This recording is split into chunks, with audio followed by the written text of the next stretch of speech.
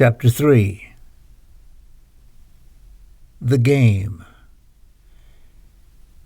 You will remember everything the instant you desire it wholly. A Course in Miracles. After my meeting with Raphael, I was on my way to the library of the learning place to do some research on angels when I ran into Coco. He told me that the light was looking for me. I asked if he knew the reason for my summoning, and he said he had no idea. I was inquisitive. Coco then led me to a door marked Private, and then disappeared. I knocked on the door, and the light answered. "Come in, Sebastian." I entered the room and didn't know what to expect this time. I had imagined the light as a radiant, glowing form with luminosity and brilliance. The light revealed himself to me in human form, like the last time we met, when I arrived at the learning place. As I looked at him with reverence and respect, his kind and benevolent eyes locked with mine. He shook my hand in greeting and motioned me to sit down in a chair next to him. "Sebastian, I am aware of your actions since you have arrived in the afterlife, and I have watched you with great interest. I know you have been offered a challenge by Raphael that may result in your becoming a ghost angel in training. However, at some point I may be asking for your assistance on a fundamental matter. I will provide you with the details of what your possible assignment might be at a later time. Right now I do not want to divulge too much," the light said. "I'm honored that you would think about me, but also concerned. Can you give me some clue?" I questioned. "It involves the conflict between good and evil. In the beginning, when I created heaven and earth, I decided to share my power with other powerful energies. From all those powers combined, there emerged some other powerful forces or entities. One of the most powerful was Iwe, which is Yahweh in reverse. Some people call him Lucifer, the fallen angel. Moreover, so a struggle began between us, the light and the darkness. There is every probability that Iwe will want to meet you. He will tell you about himself and boast of his conquests and power. The darkness grew stronger throughout the many evolutionary cycles of human beings. Atlantis and Lemuria were continents of the Atlantic Ocean, where there existed advanced civilizations about 14,000 years ago. It was the source where man originated and developed the master civilization. Lemuria was an ideal symbolic society forced to defend itself against the inhabitants of Atlantis. The war between the Lemurians and the Atlanteans was a war between light and darkness, good and evil. That war led to the destruction of both Atlantis and Lemuria. After a failed invasion of Lemuria, Atlantis sank into the waves in a single day. The prophets and holy people of the Lemurian culture received warning that something was going to change. They were attuned to nature and began receiving information that the earth was going to go through a dramatic shift. The Lemurians were in touch with the land, and so they prepared for the great change. When they received signs, they began to go underground. These signs appeared approximately 1 year before the flood. While underground, they learned to live there and use their environment for sustenance. They built communities, and when the floods arrived, they were safe from the waters, even though many people on the surface of Earth perished. As you can see, the Lemurian people were highly evolved and very spiritual beings. Although little concrete physical evidence of this ancient continent exists, nowadays many people feel they have a strong connection to Lemuria.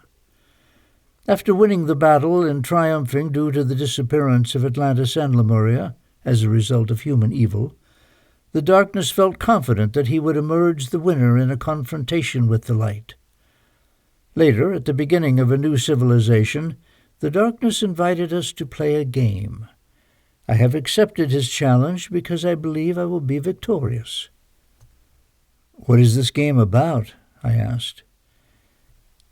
"The game will consist of knowing how to utilize and accommodate the 22 major arcana cards of the Egyptian tarot on human beings.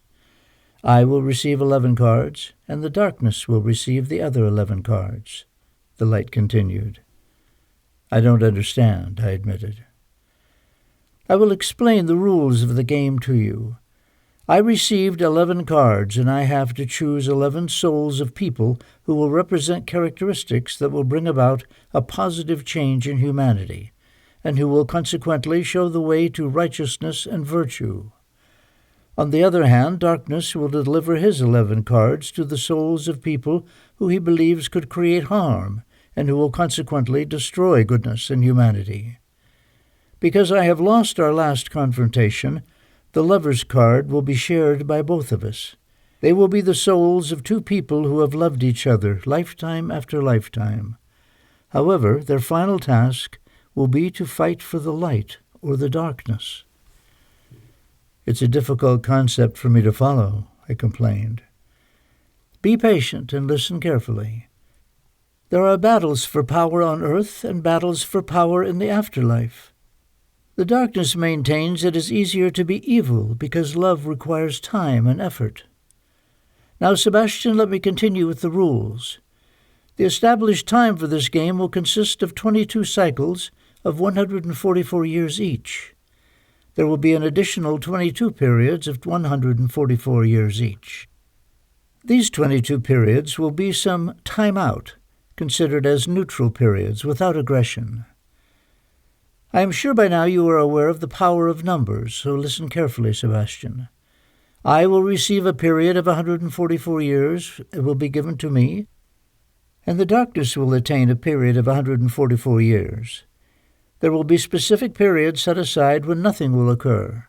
During this period, humanity will continue its evolution.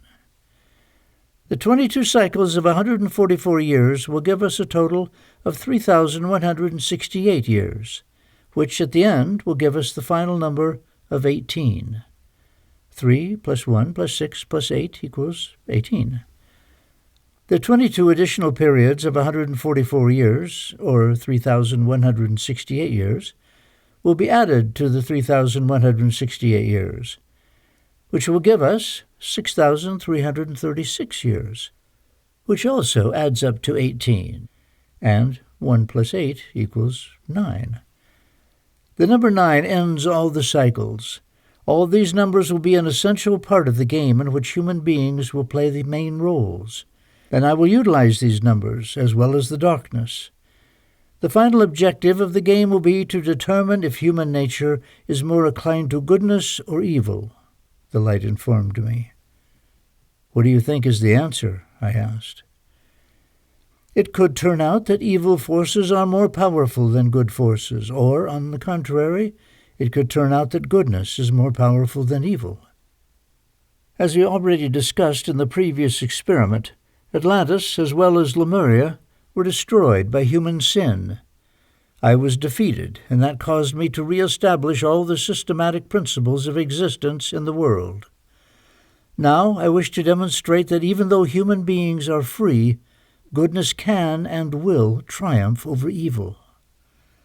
During this game, I will try to find souls that identify with me, and the darkness will try to find souls that identify with him. The more souls that align with me, the stronger I will be, and the more that align with him, the stronger he will become. There is always a battle for power." The light then concluded our meeting.